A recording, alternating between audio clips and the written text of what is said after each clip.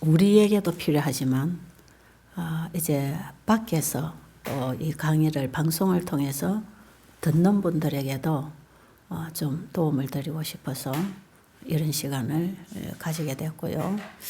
그리고 특별히 우리 불쏘시개 다락방 밴드에 들어오는 분들이 또 좀 함께 예수님의 사랑을 경험하도록 하고 싶은 그런 욕심, 그런 게 있습니다. 그래서 사실 여기서 우리가 아침 예배에 드리는 이 강의가 밖으로 나가고 있기 때문에 여러분들이 들으실 때에 우리만 얘기하고 있는 게 아니라는 것도 이해하시고 제가 또 그렇게 강의를 할 것입니다. 자, 그렇게 이해를 해주시면 되겠고요. 제가 이번에 이 정로의 계단을 가지고 좀 시리즈로 계속 이 전체를 좀 한번 얘기하고 싶은 그런 충동이 왜 일어났느냐 하면 제가 옛날에 정로의 계단 참 많이 봤어요. 여기서 내 신앙의 지표를 삼았거든요. 이 단계는 이런 단계고 이 단계는 이렇게 해야 되는 거구나.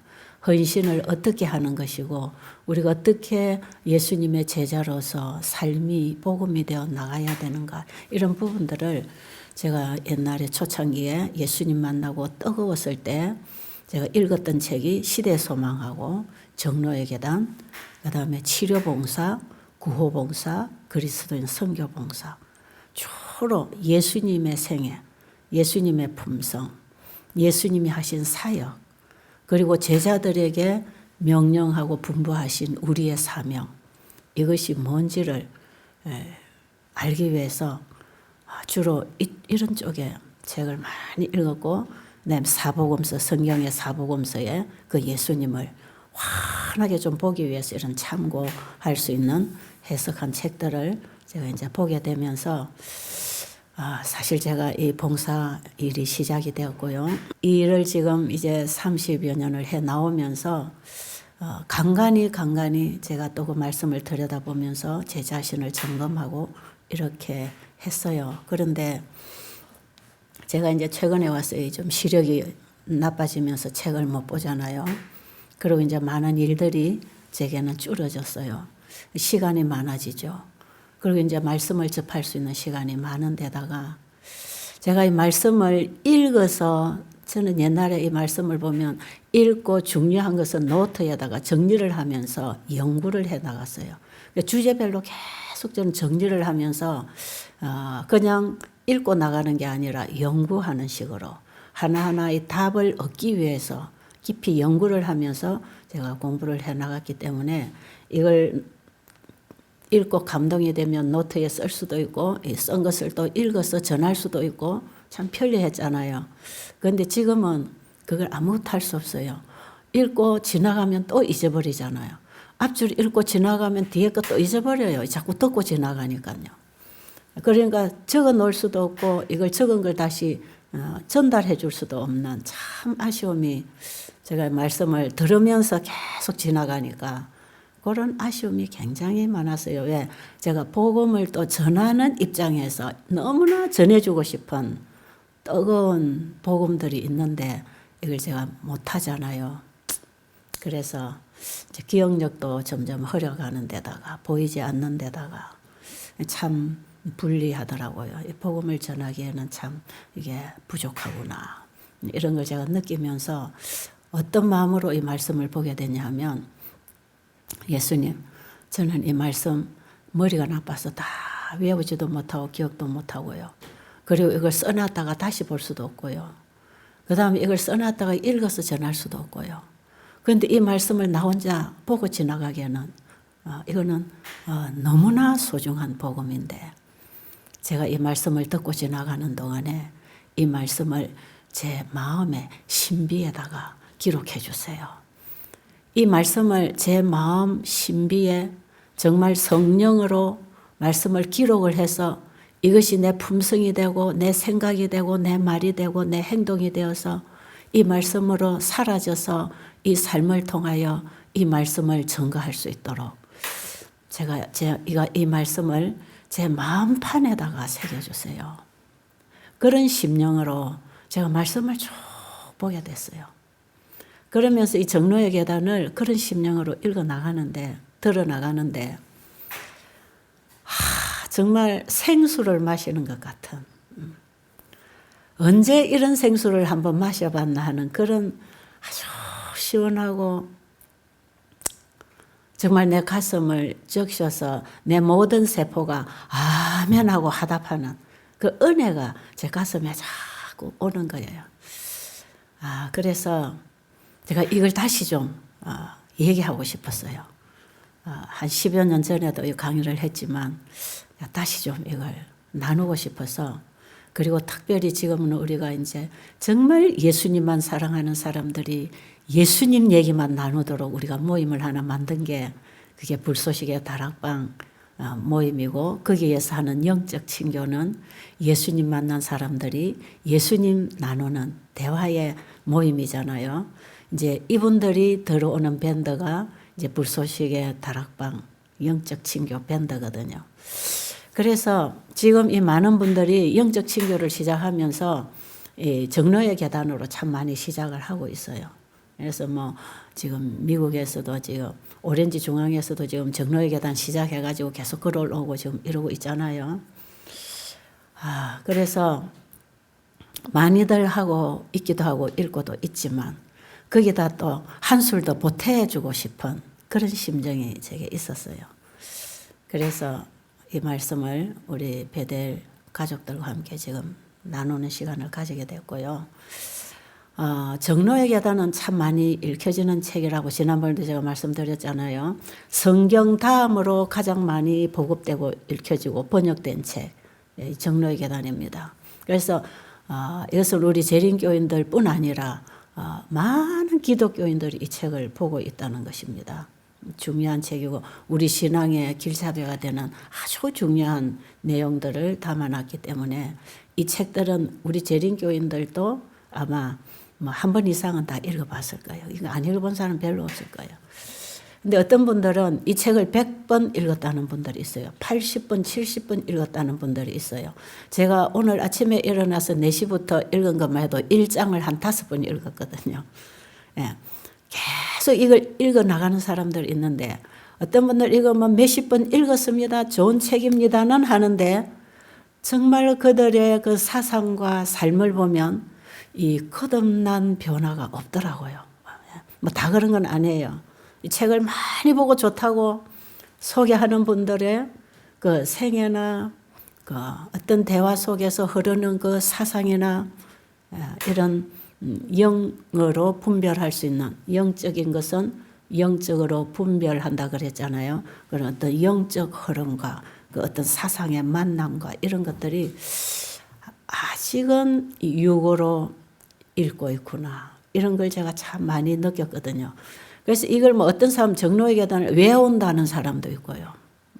참 많이 얘기합니다. 그런데 정말 이 말씀을 씹어 먹어서 그 말씀이 내 생명이 되고 양식이 되어서 만나져서 살아가는 그 만남을 해야 이 말씀의 가치를 맛보는 것이거든요. 그런데 주로 읽고 공부하는 것 같아요. 저도 어제도 어떤 자매하고 아무리 시대 소망이 좋고 아무리 정로의 계단이 좋고 성경이 아무리 좋아도 읽고 공부하고 끝나면 안 된다. 이 말씀은 공부로 끝나는 게 아니라 그 공부를 통해서 배운 그 말씀이 내 마음에 들어오도록 내 마음을 열어서 내 자신이 포기되고 굴복되어서 그 말씀이 우리 속에 들어와서 신비에 기록돼서 성령으로 우리의 가슴을 일으켜서 거듭나게 해주는 경험에까지 들어가지 아니하면 맨날 갈망만 하고 성경만 읽다가 공부만 하다 끝나는 거니까. 갈망만 하다가 끝난다 그랬어요. 갈망으로 끝나지 말고 내 자신을 그분께 온전히 드리고 정말 배고플 때 밥을 받아 먹기 위해서 밥을 기다리는 그런 심정으로 하나님 말씀을 먹어야 돼요. 옛날에 그 서기관이나 바리새인들의 문제가 뭐였습니까? 성경을 많이 읽고 가르치고 지키고 말이에요. 그런데 그들이 예수님을 거절했단 말이에요. 오늘날 우리 재림교인들의 신앙이 혹시 그렇지 않을까 이런 염려가 되기도 하지요. 그래서 이 하나님의 말씀은 우리가 많이 공부하고 우리의 이성이 우리가 머리로 이걸 논리적으로 이론적으로 잘 이해하고 깨닫고 입으로 잘 가르치고 또 행동으로 잘 지킨다 할지라도 옛날에 바리새인들이 다 그렇게 했잖아요. 예, 자기 인간의 머리로 배우고 인간의 입으로 가르치고 인간의 행위로 행동하고 예수님이 그들을 독사의 자식들아 아주 무서운 선고를 하시잖아요. 그러면서 예수님이 거듭나야 된다. 그 바리새인 중에 한 사람인 니고데모를 만나셨을 때 예수님이 거듭나야 된다는 얘기를 하시거든요. 그럼 그 말씀이 너희를 거듭나게 하지 못한 이유가 뭐냐? 요한복음 5장 38절에 보면 그 말씀이 너희 속에 거하지 아니하므로 그가 보내신 자를 믿지 아니함이라. 그 말씀이 우리 속에 우리의 마음에 들어와서 우리의 마음을 재창조해서 거듭나게 해서 우리의 사상과 가치관과 인생관이 다 바뀌어야 되는 것입니다. 그래서 우리가 예수님을 향하여 빛을 받고 계속 살아가는 삶이 제자된 증거다 이 말이에요. 자, 그래서 정로의 계단을 많이 읽고 영적 신교를 하고 교제를 말씀의 교제를 나누는 분들에게 좀 더 한술 더 떠주고 싶은 그런 심정으로 제가 이 말씀을 나누기로 했으니까요. 여기 앉아 계시는 여러분들도 다 지금 읽고 아는 내용이에요. 그런데 제가 아침에도 이제 1장을 여러분과 말씀을 나눠야 되니까 1장을 계속 4시부터 또 돌려서 계속 몇 차례를 들었어요. 들으면 들을수록요. 이렇게 아름다운 표현, 너무나 깊고 넓게 이해할 수 있는 이런 언어로 이런 글로 표현을 너무너무 잘 해놨어요. 1장이 뭡니까? 인류를 위한 하나님의 사랑. 천년계와 성경은 둘 다 하나님의 사랑을 드러낸다. 여기서부터 시작하는 거예요. 천년계를 통해서 하나님이 어떤 분인지를 알고 성경 전체에 기록된 예수님을 통해서 하나님 속에 하나님의 가장 깊은 곳에 거하시던 그 독생하신 아들이 이 땅에 오셔서 하나님의 품성을 드러내고 있는 그 하나님이 어떤 분인지 그 하나님의 사랑이 어떤 사랑인지 그것을 우리에게 알려주는 게 1장입니다. 그런데 그 하나님의 사랑에 대해서 예수 그리스도를 이 땅에 보내셔서 그 하나님의 영광을 드러내고 하나님의 품성이 뭔지를 너무나 잘 보여주셨고 그것을 잘 묘사하고 있어요. 그래서 제일 잘 하나님의 사랑을 깨달을 수 있는 게 여러분이 바로 이 책을 읽는 것입니다. 그냥 읽는 것이에요. 제가 아무리 감동을 받고 은혜 받아서 제 가슴을 여러분에게 나누어도 이 책에 표현한 것만큼 제가 이렇게 명확하게 은혜스럽게 표현할 수가 없어요. 제 입이 참 둔하고 언어가 부족합니다. 그래서 제일 좋은 것은 여러분들이 직접 읽는 게 제일 좋다는 거. 그래서 거기서 여러분들이 한 술씩 계속 꼭꼭 씹어서 한번 떠먹어 보세요. 그러면 그 속에서 우리가 생명수를 얻게 되어 있습니다. 자, 그런데 제가 조금 더 보충해서 이제 여러분들에게 도움을 드리기 위해서 이런 시간을 갖는 것은 이 정로의 계단을 읽으실 때에 특별히 정로의 계단 1장 읽으실 때 창세기 1장을 같이 봐야 돼요. 그리고 요한복음 1장을 같이 봐야 됩니다. 태초부터 말씀이 계셨고 그 말씀은 하나님의 가장 깊은 곳에 거하셨던 말씀이신 예수 그리스도가 인성을 입고 우리 가운데 나타나셔서 하나님을 보라고 나를 보면 아버지를 보았다고 하나님을 드러내는 그 예수 그리스도 그분이 태초부터 하나님과 함께 계셨던 분으로서 화해 부인의 표현에 의하면 하나님의 영원하신 하나님의 가장 깊은 곳에 거하셨던 분 예수 그리스도 독생하신 한 분밖에 없는 하나님과 하나이시고 일체이셨던 그 하나님 그분이 독생하신 아들로 우리에게 오셔서 그 하나님에 대하여 가장 잘 표현하고 드러내신 극치의 표현이 십자가 겟세마네 장에서부터 십자가, 부활, 성천까지의 장을 같이 읽어주면 됩니다. 그래서 창세기 1장, 요한복음 1장, 시대소망 1장과 겟세마네 장 이후로 후반부 같이 이렇게 뭐 중간에 다 중요하지만요. 여러분들이 좀 짧게 요약해서 확실히 붙잡고 싶을 때 그렇게 좀 읽어주시면 좋고요. 교육책 1장을 같이 읽어도 좋아요. 그래서 우리가 서로 보완을 해야 됩니다. 왜 말씀을 놓고 우리가 소그룹 영적 친교를 하라 하냐 하면 자기들이 깨달은 부분을 같이 나누면서 서로 보완을 해주면서 이 온전한 진리를 확실하게 드러내도록 하기 위해서 우리가 읽은 말씀, 깨달은 말씀을 서로 성도의 교제를 통해서 친교를 통해서 나누라는 것이거든요. 나눌 때 각자가 깨달은 부분들이 있단 말이에요. 그럴 때 제가 이 책을 보면서 생각나는 말씀들이 바로 이런 말씀들이에요. 이 말씀을 볼 때 시대소망 1장을 읽어야 되고 교육 1장을 분명히 읽어야 돼요. 왜냐하면요.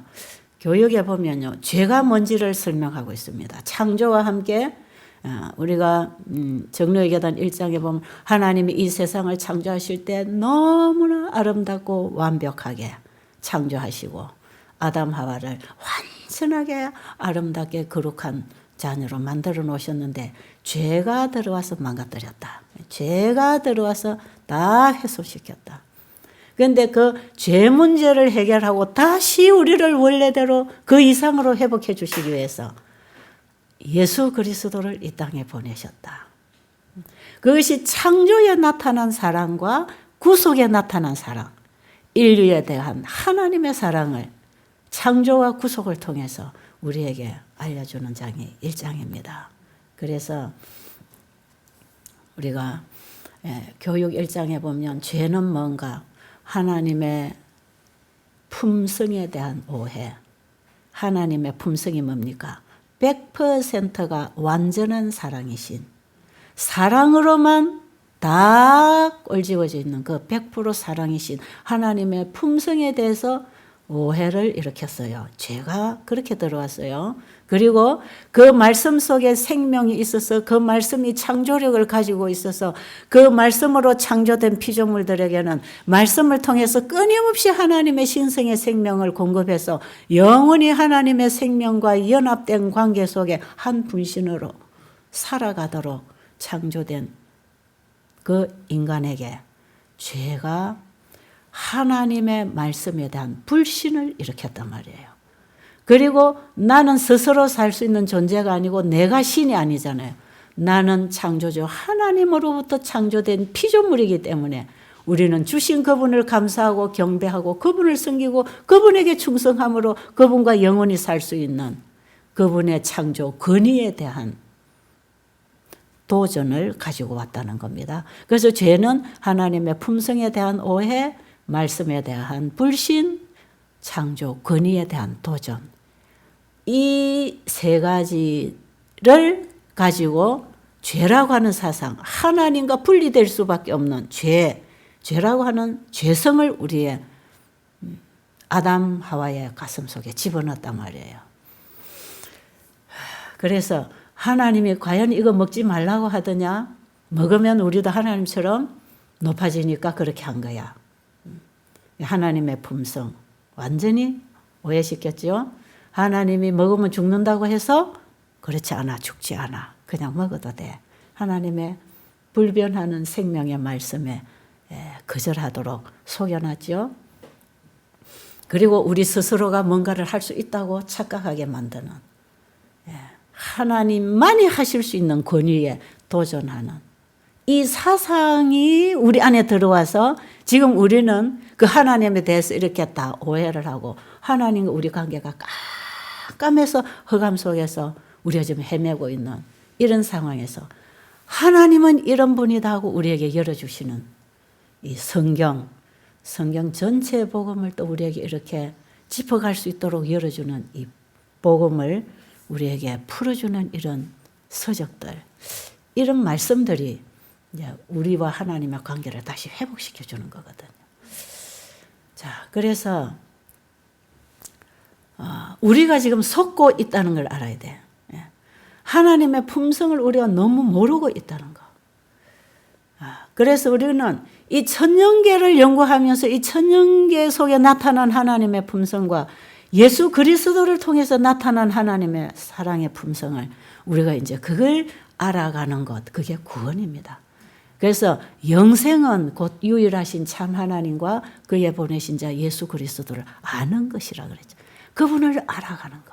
이제 눈 떠가는 거. 아기가 자라나서 그 엄마의 사랑을 알고 옹알이하는, 까라라 웃어주고 엄마를 따르고 찾고 엄마를 필요로 하는 그 어린 아기가 자라는 그런 심령으로 우리가 지금 하나님의 사랑을 맛보고 경험하고 알아가는 그 경험에 들어가야 되겠다는 거죠. 이게 영생이 시작되는 겁니다. 그래서 우리가 영생은 이 땅에서 하나님을 알므로 시작되어요. 이것은 우리가 부활해서 하늘에 가서도 영원히 알아가는 게 그게 영생입니다. 하나님의 품성을 대해서 끊임없이 연구해서 더 깊이 알아감으로 우리의 가슴이 더 충족되고 더 행복하고 더 감격하고 더 그분과 가까워지고 뜨거워져서 완전히 하나로 돼버리는, 일체가 돼버리는 그 관계가 영원히 지속되는 게 영생 아닙니까? 이걸 우리가 이 땅에서부터 맛보고 지나가야 된단 말이에요. 그러니까 우리가 글자 공부하고 지나가고 되는 게 아니라 이걸 씹어먹어서 맛보자 이 말이죠. 그래서 제가 맛본 것 또 조금씩 여러분들에게 나누어드리면서 여러분이 맛본 것을 또 같이 만나면서 대화할 수 있도록. 그래서 제가 이 강의를 우리 밴드에 올리면서 강의를 듣고 같이 깨달은 분들은 저에게 전화로 영적 친교를 할 수 있도록 전화번호를 올리면서 제가 이런 영적 친교를 하기를 원하죠. 자, 오늘 아침에 제가 서론이 조금 긴데요.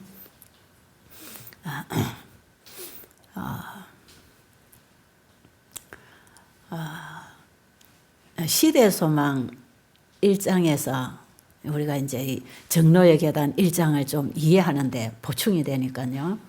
그걸 제가 거기 있는 내용을 조금 얘기하겠습니다. 자, 임마누엘, 하나님이 우리와 함께 계시다. 그러니까 그 하나님이 우리 속에 들어오셔야 되잖아요. 그렇죠? 그 하나님이 사랑이시고 그 하나님이 진리이시고 그 하나님이 말씀이시고 그래서 지금 우리에게는 진리의 영으로, 그죠? 성령으로, 진리로, 말씀으로 그 말씀이 육신이 되신 예수 그리스도를 통해서 우리가 하나님의 사랑을 또 우리의 가슴에 이렇게 우리가 지금 만나는 거 아니겠어요? 그런데 그 하나님 속에 있는 사랑하고요. 지금 우리가 육으로 태어난 우리 가슴에서 나오는 사랑하고요. 질적으로 질이 다릅니다. 우리가 이 땅에서 부모와 자식 관계의 사랑보다 더 큰 사랑은 없다 그러죠. 무한히 무조건적으로 주는 사랑이라 그러잖아요. 그럴지라도 우리가 육으로 태어나서 육으로 낳은 자식과 부모 관계에서 흐르는 그 사랑하고 하나님이 가지고 계신 그 사랑, 하나님이 아들을 통하여 우리에게 넣어주시려고 하는 그 사랑, 내가 너희를 사랑한 것 같이 너희도 서로 사랑하라고 하는 그 하나님께로부터 온 사랑의 이 질이 다릅니다. 그 질을 두 가지로 나누면 이런 거라고 할 수 있겠죠. 우리 인간 안에서 나오는 사랑은요. 그 속성이 자기 사랑에서 나옵니다. 자기 사랑. 그리고 하나님이 주신 그 사랑은 그 사랑의 속성이 자기 사랑이 아니라 타인 사랑입니다. 이타적인 사랑. 질적으로 이거는 정반대되는 사랑이죠. 그런데 우리 인간이 할 수 있는 사랑을 가지고 사랑한다고 많이 착각하고 있잖아요. 그런데 사랑한다고 착각하고 있는 주었다는 그 사랑이 전부 자기 중심의 사랑, 자기 사랑에서부터 나온 사랑을 주고 있기 때문에 사랑을 많이 준 사람에게는 사랑을 많이 기대하기 때문에 나중에 오히려 원수 관계가 될 수도 있는 그런 관계입니다. 그래서 이 사랑, 우리 어떤 분의 책에 보면 그렇죠. 죄는 사랑이다. 여러분 그런 제목 읽어보셨나요? 죄는 사랑이다. 전 처음에 그 책 보고 놀랐어요. 무슨 이런 얘기가 다 있나? 그런데 그 죄는 나를 사랑하는 것, 내 자기 사랑에서부터 흘러나오는 것. 이게 죄라는 것이에요. 자기의 죄. 여러분, 죄는 남께 훔치고 때리고 화내고 상처 주고, 여러분 그런 것만 생각하잖아요. 이 모든 것이 어디서 나오는가? 자기 사랑에서 나옵니다. 자기 사랑. 그렇기 때문에 죄는 사랑이라고 할 때에 그 죄가 되는 사랑은 전부 자기 사랑에서부터 동기가 유발되어 나오는 것. 자기 유익을 구하는 것. 그런데 고린도전서 13장에 보면 사랑은 자기의 유익을 구하지 아니하며, 그렇죠? 자기의 유익을 구하지 아니하는 사랑이 하나님의 사랑이에요. 그럼 그 하나님의 사랑은 어떤 사랑이었는가? 이제 제가 시대소망 1장을 좀 같이 보라 그랬죠. 저는 그 시대소망 1장을 보면서 이 정로의 계단 1장을 연결하게 됐거든요. 자, 창조하신 분, 창조주 하나님, 그분이 사랑이라고 할 때, 자, 이 세상이 지어진 이 모든 만물이 어디서부터 나왔느냐? 하나님 속에서 나왔습니다. 하나님이 창조하셨어요. 그런데 이 모든 만물이 지금은 다 너무나 죄로 인해서 망가지고 훼손되어서 정말 우리 사람을 통해서 볼 수 있는 하나님의 형상을 찾을 수 없을 만큼 사단의 형상을 우리가 지금 가장 잘 드러내고 있다고 봐야 되잖아요. 그런데 그 하나님이라는 분은요, 이 만물을 창조하실 때 어떻게 창조하셨는지 아세요? 그분이 가지고 있는, 그분 안에 있는 무궁무진하고 영원한 것들을 창조하셨어요. 자기에게 있는 것을 다 나누었어요. 다 나눈 거죠. 무한히 나눌 수 있는 것, 무궁무진한 영원한 것을 나누기 위해서 창조사업을 시작하셨고요. 그래서 이 대우주와 함께 지구의 내 안에 하나의 세포까지도 그분에게서 나온 거 아닙니까? 다 창조해 주신 거거든요. 그런데 그 하나님이 자기 속에 있는 걸 다 나누어서, 그리고 영원히 나누어서 그들이 하나님이 주신 걸 잘 받아서 행복해지는 모습을 보시는, 그게 하나님의 품성입니다. 자기가 가진 걸 다 주고 싶은 거. 여러분, 사랑하는 사람에게는 다 줘도 아깝지 않잖아요. 그게 우리 인간 안에도 그런 맛이 있잖아요. 그런데 이게 질이 다르다 그랬죠. 하나님의 사랑, 깊으신 신의 사랑, 영의 사랑이 그런 사랑이었어요. 그런데 이 창조를 하실 때 그분의 말씀에 따라 피조물이 창조되어 나오고, 그분의 말씀을 따라서만 받아서만 영원히 살 수 있는데, 혹시 그 죄라는 게 들어와서 하나님의 말씀에 단절을 시켜서 하나님의 생명과 끊어져서 이 피조물 중에 누구라도 죽게 될 때를 대비해서 그 죄값을 지불하기 위해서 대신 죽을 것을 각오하고 창조하셨어요. 그런 분이 하나님이고, 그런 분을 사랑이라고 하는 거더라고. 자기를 포기하는 겁니다. 자기를 비워. 이게 사랑입니다. 자기를 비우는 것. 자기에게 있는 모든 무궁무진한 것을 영원히 주려고 하면서 자기 것을 다 퍼내서 비워주는 것. 그래서 그 피조물이 잘못될 때에는 자기의 영혼은 자기 생명까지도 다 주려고, 그 죄값을 지불하기 위해서는 죽음이라는 것까지도 다 마음에 결정하고, 그래서 창세 전부터, 창조로부터 죽임을 당하신 어린 양, 이제 이런 말씀이 기록되어 있는 것입니다. 자, 하나님은 자기 안에 있는 모든 것을 다 주되 자기의 생명까지 주시려고 창조하셨다는 거. 거기에서부터 사랑이 시작되잖아요. 그럼 예수 그리스도는 누구인가? 그분은 말씀이셨어요. 하나님의 생각을 우리가 보고 만지고 들을 수 있도록 한 말씀이셨다. 예수님은 말씀이셨다. 그럼 그 하나님의 가장 깊은 곳 속에, 가장 깊은 곳 지성소 그 속에 있는 그 하나님을 가장 잘 드러낼 수 있는 말씀. 여러분, 내 속에 있는 내 생각과 내 감정과 내 마음을 말을 통해 표현하잖아요. 예수님은 하나님 속에 있는 그것을 잘 드러내어서 하나님이 어떤 분인가를 드러내고 싶었던 분, 그분이 예수님이에요. 그러니까 예수님 자신도 자기를 드러내거나 자기의 영광을 구하고 자기를 높이려는 정신이 아니에요. 하나님과 성령님과 예수님이 사랑이셨다고 하는 것은 자기를 비워, 자기를 포기하고, 예수님은 하나님이 어떤 분인가를 드러내시고, 그래서 하나님 속에 감추어져 있는 그분의 생각과 그분의 일을, 그분의 것을 드러내기 위한 말씀이 되셔서, 예수님이 말씀을 바라시니까 하나님 생각 속에 있는 모든 것들이 말씀하신 그 물질로 만들어져 나온 게 천지창조예요. 그래서 만물이 창조됐어요. 그리고 이 만물이 창조된 이 모든 만물들은 또 뭘 드러내고 있는가? 그 하나님이 아들을 통해서 자신들에게 준 모든 것을 발선하고 드러내고 선포하고 있는 게 만물들이에요. 그래서 뾰족뾰족 피어나는 풀잎마다, 빵긋빵긋 피어나는 꽃잎마다, 빗방울마다 하나님은 사랑이야, 이걸 전하고 있다는 것입니다. 그래서 하나님이 예수 그리스도를 통해서 드러내게 되신 이 모든 만물은 누구를 드러내는가? 하나님의 속성, 하나님이 어떤 분인가를 드러내고 있는 것이요. 자기 영광을 구하는 게 아니에요. 그래서 감나무가 감 열매를 맺어서 감나무가 먹는 게 아니고, 감나무가 감 열매를 맺어가지고 이것이 필요한, 이 양식이 필요한 짐승과 사람들에게 열매들을 다 주고 있잖아요. 곡식이 열매를 맺어서 사람과 동물들에게, 채소들이 다 자라고 꽃피고 열매 맺어서 다 필요한 자들에게 주고 끝나는 거죠. 자기가 취하지 않는다는 거.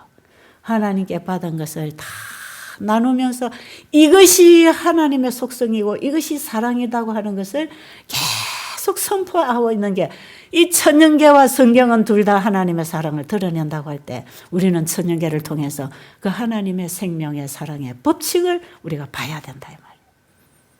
그리고 성경에 나타난 예수 그리스도가 오직 하나님의 영광을 드러내기 위하여, 하나님의 뜻을 이루기 위하여 우리의 죄짐을 지시고 골고다의 십자가에 가기까지의 그 과정을 한번 보시란 말이에요. 겟세마네 땅에서 우리 인류의 죄를 받으시고 그분은 죽음을 경험하고 있지 않습니까?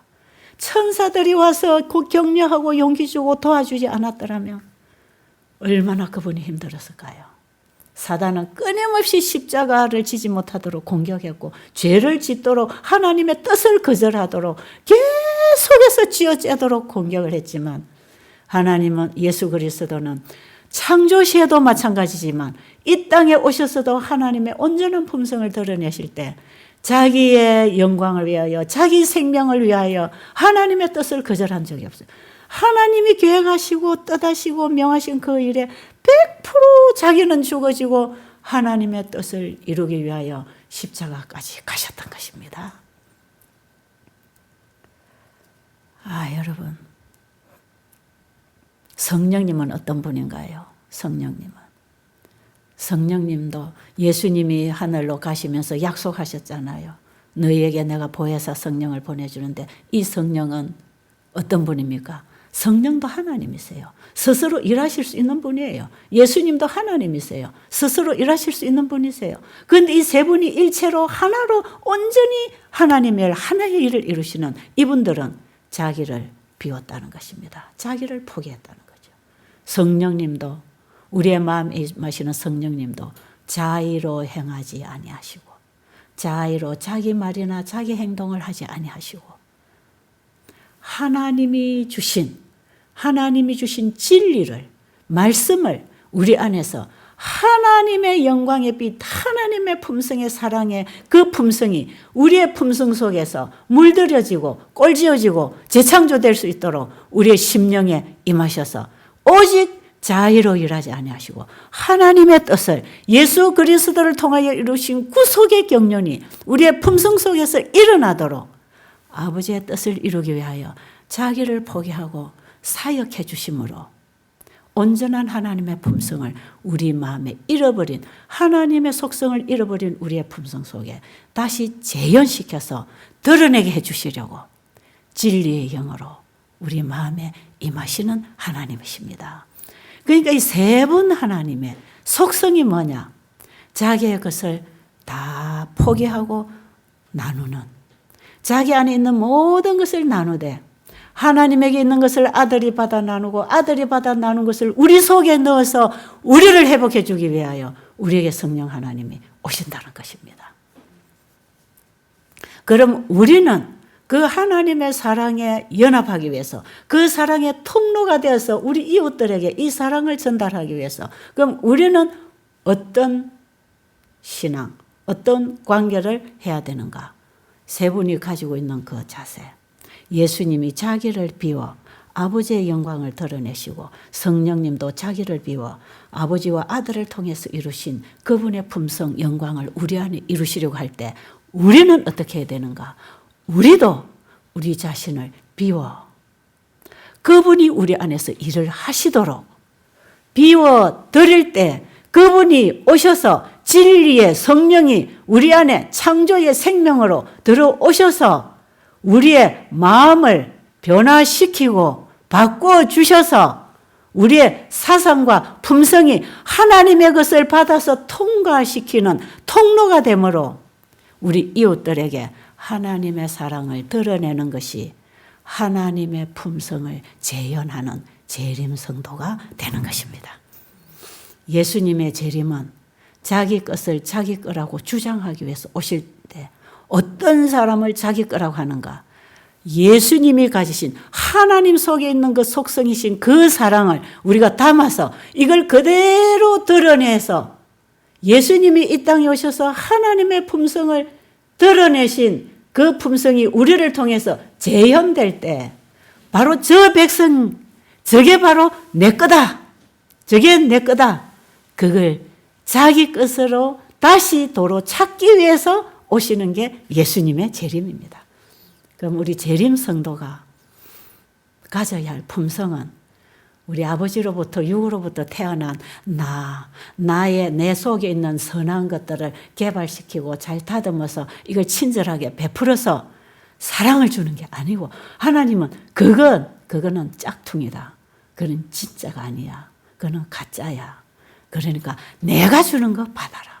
이게 거듭나라는 얘기예요. 여러분, 그래서 우리가 정로의 계단 1장에서 인류를 향한 하나님의 사랑이 예수님을 통해서, 성령을 통해서 우리 안에 들어와서 우리를 통해서 재현되기를 원하신다는 거. 그러면 우리가 어떤 자세로 아버지 앞에 가야 되는가? 예수님이 자기를 비워 죽기까지 그분에게 복종하시고 하나님의 뜻을 이루신 예수의 믿음을 가진 자만이 마지막 성도가 되는 것입니다. 그래서 계시록 14장 12절의 마지막에 보면 하나님의 계명과 예수 믿음을 지키는 자, 그게 마지막 성도. 이 마지막 성도를 만들어주기 위해서 온 성경을 포괄한 세천사 기별로 요약해서 이 세천사 기별 속에 들어있는 성소 진리를 통해서 죄인이 예수님께로 들어와서 예수님께 내가 죽어지고 예수님이 내 안에 들어오셔서 내 안에 성전이 회복되어서 예수님이 내 안에 사실 때 그 율법이시고 사랑이신 그분이 내 안에 오셔서 일하실 때 우리는 그 사랑을 드러내는 빛의 삶을 살 수 있는 것이고, 이렇게 하면서 우리가 죄를 그분에게 드리고 그분의 진리를 받아 점점 살아가서 예수님이 지성소에 이 백성들을 위하여 준비된 늦은 비를 부어서 우리를 영화롭게 함으로 마지막 이 지구 역사 마지막에 바벨론에 있는 하나님의 백성을 하나님께로 불러내는 하나님의 품성과 그분이 주신 기별로 마지막 사업을 마칠 마지막 일꾼들이 되는 것입니다. 제가 오늘 아침에 간단하게 요약한 이 내용 속에 정로의 계단 1장 속에 연결되는 이런 진리의 말씀들을 여러분들이 포괄적으로 좀 이해를 해서 내 가슴 속에 있는 사랑을 나누려고 하지 마시고 그분의 사랑을 받아서 나누는 통로가 되기 위하여 오늘도 우리 자신을 주님께 드리는 깊은 회심의 경험을 하게 되기를 간절히 바랍니다.